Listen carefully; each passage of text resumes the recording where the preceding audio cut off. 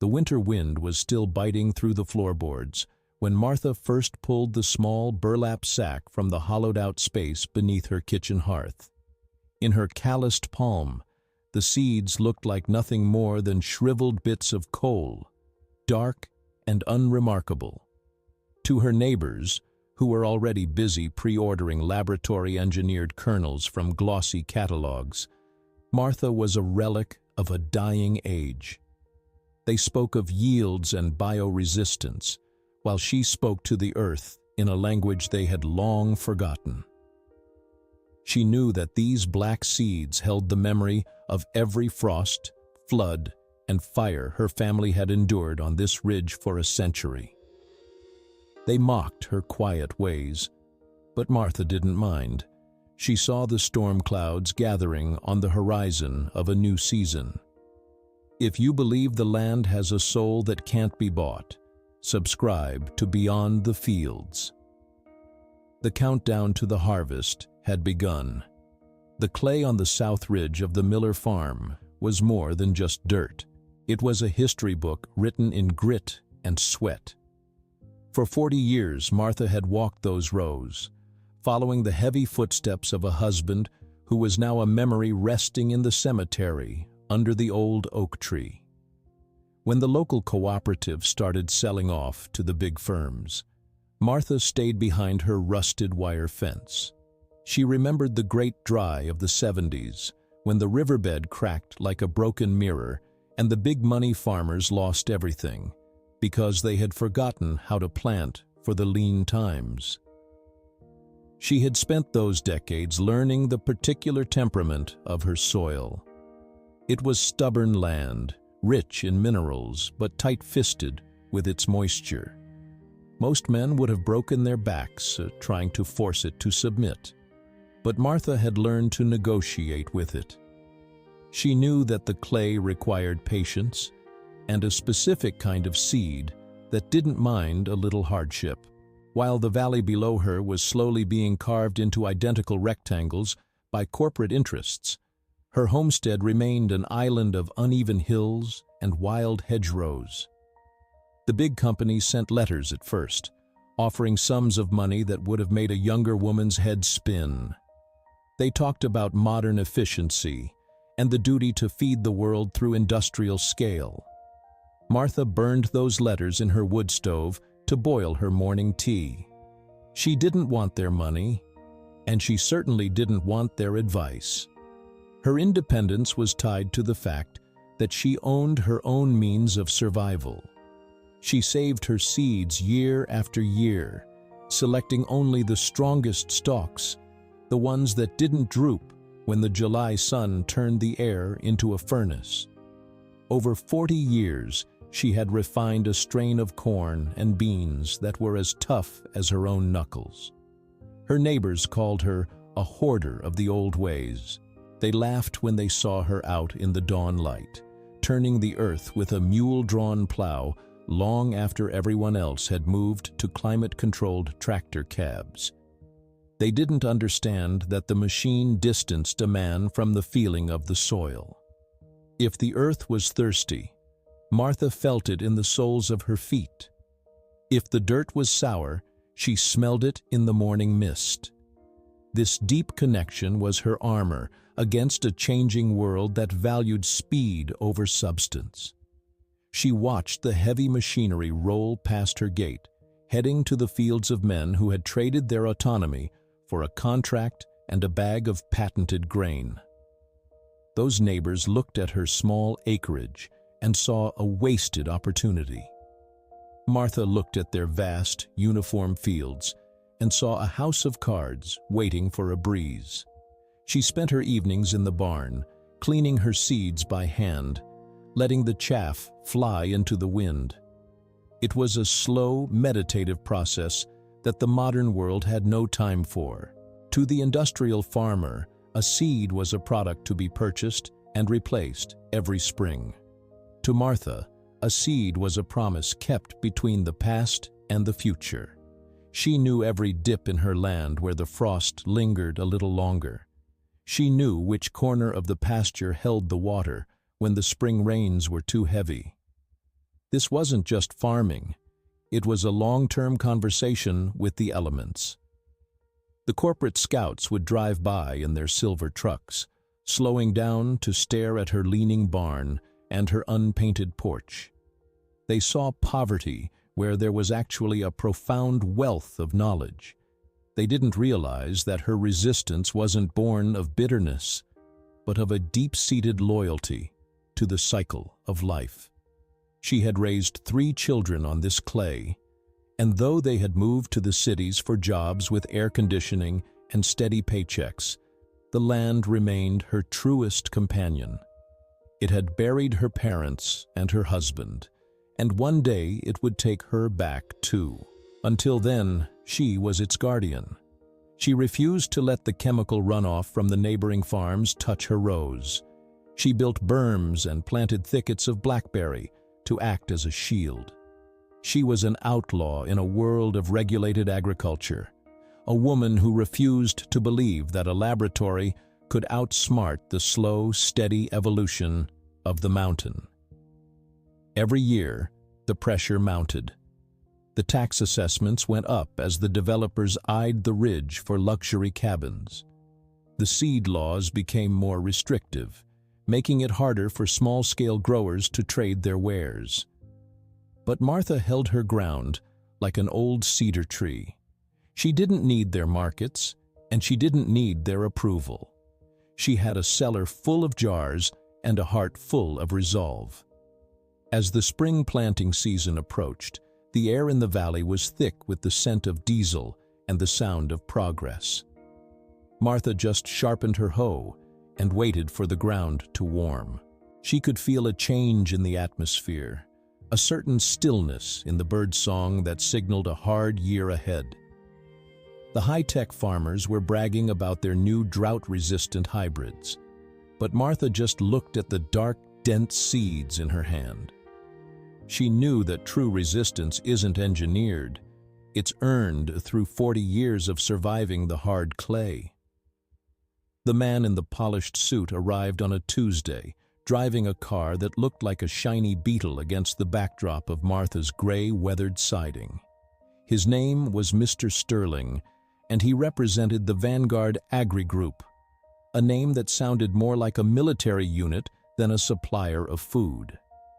He stepped out of his vehicle, carefully stepping over a mud puddle as if the earth itself might stain his professional reputation. He carried a tablet computer and a briefcase full of charts that claimed to predict the future of the American farm. To Sterling, Martha Miller wasn't a person. She was a decimal point on a map of regional acquisitions. He saw her 12 acres of ridgeland as a missing piece in a massive puzzle of consolidated production. He approached the porch where Martha was shelling peas, the rhythmic pop of the pods, the only sound in the afternoon heat. He began his pitch with a practiced smile, the kind that never quite reaches the eyes. He spoke of synergy and optimization. He showed her high-resolution satellite imagery of her own farm, pointing out the inefficiencies in her planting patterns. He told her that her old-fashioned methods were a drain on the local economy and that she was doing herself a disservice by working so hard for such a small return. To him, the land was a factory floor, and Martha was a manager who refused to upgrade the equipment. He offered her a contract that would turn her farm into a testing site for their newest bioengineered soy crop. They would provide the seed, the chemicals, and the equipment. All she had to do was sign away her right to save her own seeds and allow their technicians to monitor her soil. Martha listened in silence, her hands never stopping their work. She looked at the man's shoes, expensive leather that had never seen a day of honest work. And then she looked at his hands, which were soft and pale. She asked him if he knew what the soil felt like after a 3-day rain, or if he knew how to tell if a stalk was healthy just by the sound the leaves made in a northern breeze. Sterling laughed, a short, condescending sound. He told her that his company had sensors for that. He told her that the time of the gentleman farmer was over, and that the future belonged to those who embraced the science of the spreadsheet. He didn't see the beauty in the diversity of her crops. He saw only the lack of uniformity. He told her that her heirloom varieties were a liability, prone to diseases that their modern seeds had been cured of. He spoke about the widow's age, suggesting that a woman of her years shouldn't be struggling with a mule and a plow. He tried to frame his offer as an act of charity, a way for her to retire in comfort while the company took over the burden of the land. But Martha saw through the polish. She saw the hunger of a corporation that wanted to own the very DNA of the food people ate. She knew that if she signed that paper, she would be the last of her line to ever truly own a piece of the earth. She told him, in a voice as steady as a heartbeat, that her land wasn't for sale and her seeds weren't for trade. Sterling's smile faltered. He began to use words like eminent domain and agricultural zoning, subtle threats wrapped in legal jargon. He told her that she couldn't stand against the tide of progress forever.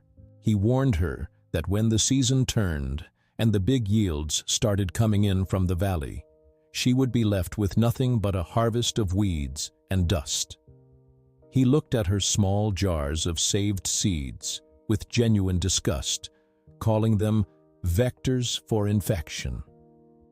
To him, those seeds were an affront to the sterile, controlled environment his company sought to create. He didn't understand that those seeds were the survivors of 1,000 years of natural selection, while his were designed to fail after one season so the farmer would have to come back and buy more. He left her porch with a warning, telling her that he would be back when the reality of her situation finally set in. As his car sped away, kicking up a cloud of dust that settled on Martha's tomatoes, she felt a chill that had nothing to do with the weather. She knew that the man in the suit wasn't just one person. He was the face of a system that viewed the small farmer as an obstacle to be cleared away like brush. But Martha also knew something that Mr. Sterling didn't. She knew that nature doesn't follow a spreadsheet. She knew that the more you try to control the earth, the more violently it will eventually push back. She went back to her shelling, her mind already turning toward the upcoming town meeting and the annual seed swap at the county store. She knew Sterling would be there, making his pitch to the desperate and the greedy. She would be there too, with her burlap sack and her quiet dignity, representing a world that the man in the polished suit could never understand. The Henderson General Store was the heartbeat of the county, especially during the first week of April. It was the day of the annual seed counter opening, a tradition that usually involved a lot of friendly bragging and the swapping of stories over coffee. But this year, the atmosphere was different. The front of the store was dominated by a massive display for Vanguard Agri Group. Brightly colored banners promised guaranteed yields and climate-proof harvests. Mr. Sterling was there, holding court in the center of the room, surrounded by several of the younger farmers who were eager to get their hands on the latest technology. When Martha walked in, the room went quiet for a moment. She was wearing her old canvas coat, carrying her weathered jars of black seeds and dried beans. She approached the counter where the store owner, old Mr. Henderson, usually set aside space for the local seed exchange. But the counter was covered in Vanguard brochures. Sterling saw her, and a smirk played across his lips. He loudly asked the room if anyone had seen the museum pieces Martha had brought to plant. A few of the men, those who had already signed the corporate contracts, chuckled nervously. They mocked her, calling her Widow Weaver, and asking if she expected her ancient grains to compete with seeds that were literally designed in a laboratory to be perfect. One farmer, a man named Miller, who had once been a friend of Martha's husband, told her she was being foolish. He said that the world was changing and that if she didn't get on board with the Vanguard program, she'd be bankrupt by October. The mockery wasn't just about the seeds, it was about her refusal to surrender. Sterling took a handful of his shimmering blue-coated corn kernels and held them up next to Martha's dull, dark ones. He pointed out the uniform shape and size of his product, comparing it to the irregular, ugly seeds in Martha's jar. He told the crowd that Martha was putting the whole county at risk by planting unverified stock that could harbor blight. The humiliation was public and sharp. They treated her like a senile old woman who was clinging to a fairy tale. Martha didn't argue. She didn't try to explain the complexity of the genetics hidden within her seeds. She just waited for Henderson to clear a small corner of the counter so she could set her jars down. When she did, Sterling made a show of wiping the counter with a handkerchief afterward, as if her presence had contaminated the space. The younger farmers, emboldened by the corporate man's arrogance, began to joke about who would buy her farm at the foreclosure auction in the fall. They spoke as if her failure was already a foregone conclusion. Martha looked each of them in the eye, her gaze cold and clear.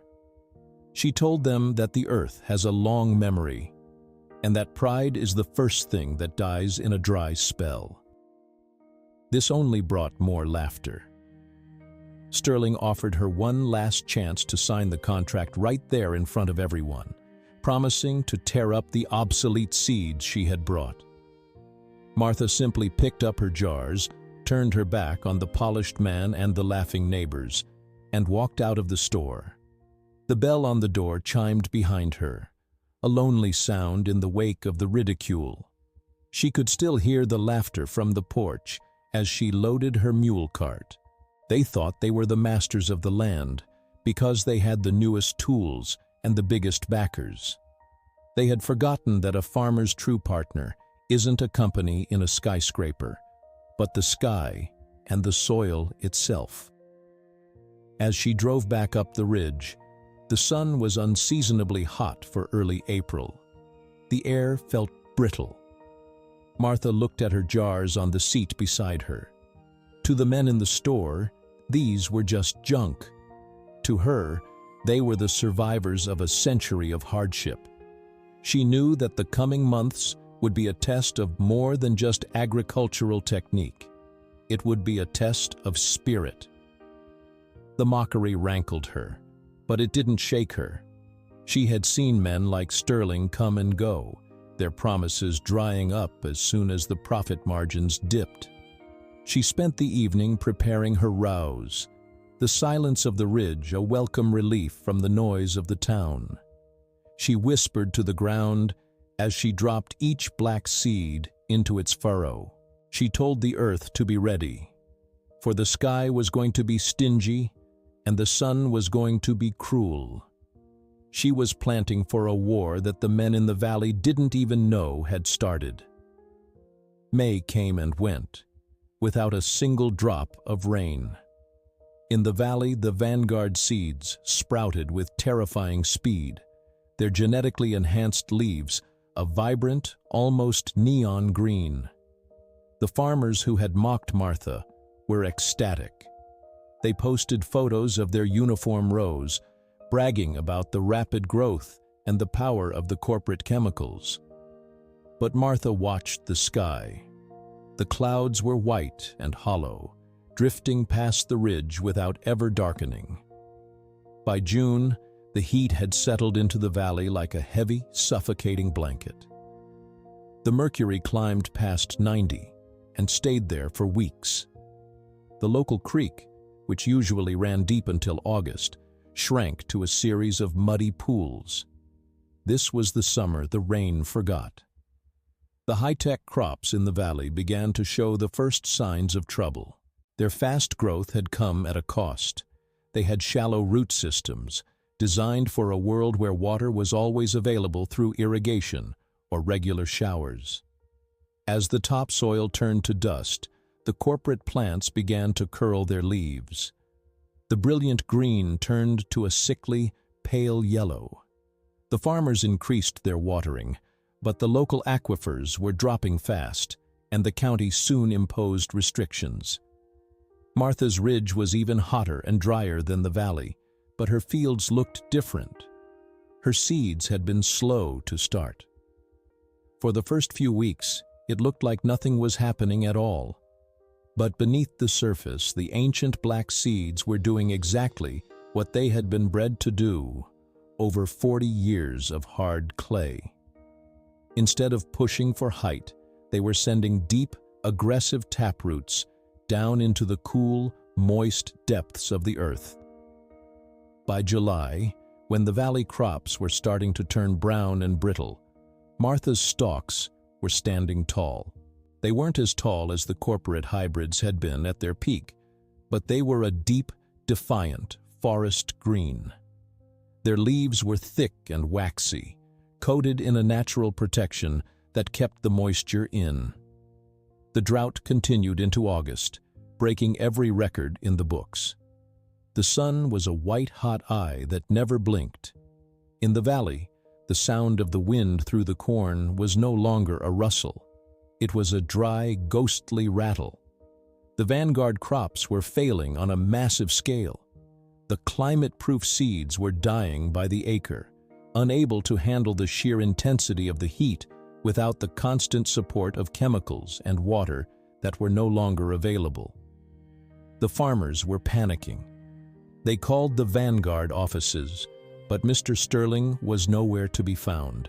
The company's guarantees were buried in fine print that exempted acts of God and extreme weather events. The men who had mocked Martha at the seed counter now sat on their porches, watching their investments wither into nothing.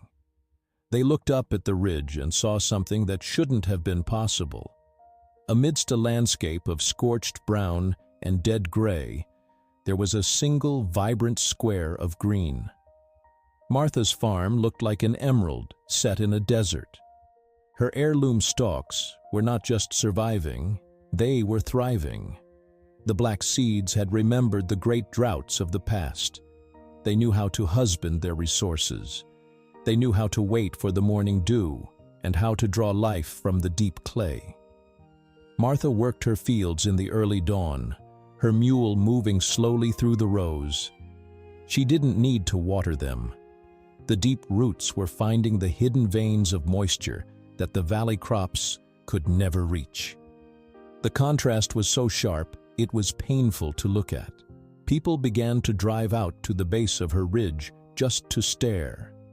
They saw the widow, the woman they had called a relic, standing in the middle of a lush harvest while their own fields were being reclaimed by the dust. The injustice of the situation began to set in for the corporate farmers.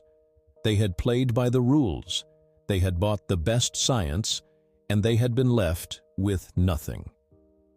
Martha had ignored the rules and was the only one with a future. The tension in the county was thick enough to cut with a scythe. One afternoon, a group of neighbors, led by the man named Miller, walked up the path to Martha's house. They didn't come with laughter this time. They came with empty hands and hollow eyes. They asked her how she had done it. They asked if she had a secret well, or if she had been stealing water in the night. Martha didn't get angry. She just invited them to walk the rows with her. She showed them the thick stalks and the deep roots. She told them that you can't build a house on a foundation of sand, and you can't build a harvest on a seed that doesn't know the land it's planted in.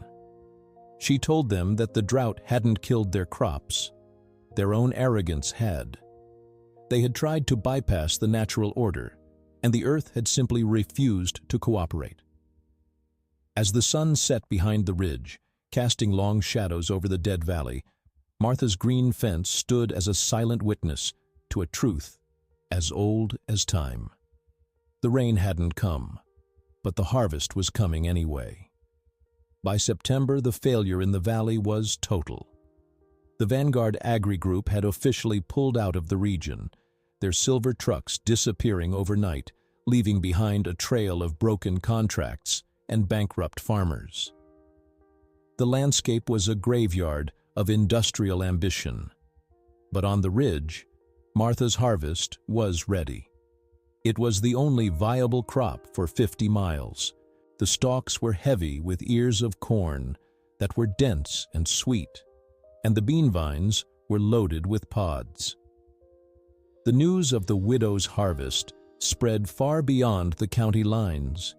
Even the State Agricultural Board sent representatives to see the miracle on the clay ridge. They found Martha in her barn, the same way she had been for 40 years, meticulously sorting her seeds for the next year. Among the visitors was Mr. Sterling. He wasn't wearing his polished suit anymore. He looked tired and dusty, his corporate veneer stripped away by the reality of a failed season. He didn't come with threats or spreadsheets this time. He came with a checkbook. He told Martha that his company wanted to buy her entire harvest and the rights to the genetic strain of her seeds. He offered her enough money to buy 10 farms like hers. He spoke about saving the region and rebranding her seeds as the new Vanguard standard for drought resistance. Martha looked at the check and then at the man. She remembered the laughter at the seed counter. She remembered the way he had called her seeds, vectors for infection. She told him that his money was just paper, and you can't eat paper when the wells go dry. She refused the offer. She wouldn't let her family's legacy be turned into another patented product that farmers would have to rent every year. Sterling was stunned. He couldn't conceive of a person who would choose the land over that kind of wealth. He left empty-handed, a small man disappearing into the vast, dry landscape he had tried to conquer. But Martha's victory wasn't just about sticking it to the corporation. It was about the community. That evening, the farmers from the valley began to gather at the edge of her property. They were desperate men, facing the loss of their homes and the hunger of their families. Martha came out onto her porch and looked at them. She saw Miller, who had mocked her, and the younger men who had joked about her foreclosure. She saw the shame on their faces. She didn't offer them a lecture. Instead, she opened the doors of her barn. She told them that she wouldn't sell her seeds to the company, but she would give them to the neighbors. There was one condition. They had to swear to never buy a corporate seed again. They had to learn the old ways, the way of the clay and the deep root. They had to become the keepers of the land once more. For the next 3 days, the ridge was a hive of activity. Martha distributed her harvest, not for profit, but for survival. She gave every family enough grain to feed themselves through the winter, and enough seed to plant their fields in the spring. She taught the younger men how to select the strongest ears and how to store the beans so they wouldn't rot. The community that had mocked her was being rebuilt by her hand. As they worked, the first rain in 5 months began to fall. It wasn't a storm, but a soft, steady drizzle that soaked into the parched earth. The smell of wet clay rose from the ground, the sweetest scent Martha had ever known. The farmers stood in the rain, letting it wash away the dust of a bitter season.